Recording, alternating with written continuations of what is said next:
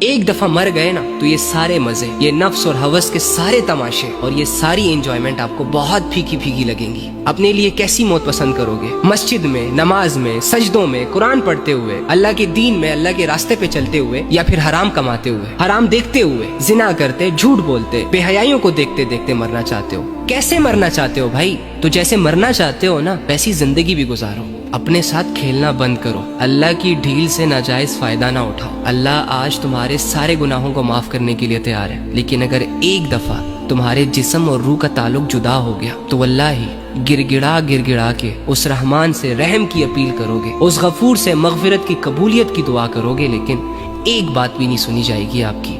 اللہ کی محبتوں کو سمجھو۔ اگر اللہ رب العزت نے اس دنیا کو دھوکہ کہا ہے تو اسے دھوکہ سمجھو، اس سے دل نہیں لگاؤ۔ اگر اللہ رب العزت نے آخرت کو تمہارے لیے زندگی گزارنے کی ایک بہترین جگہ قرار دی ہے تو یقین کرو اور آخرت کے لیے محنتیں کرو۔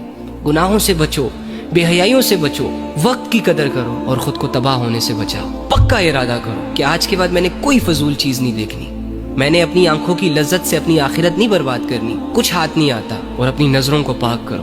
ایک دفعہ مر گئے نا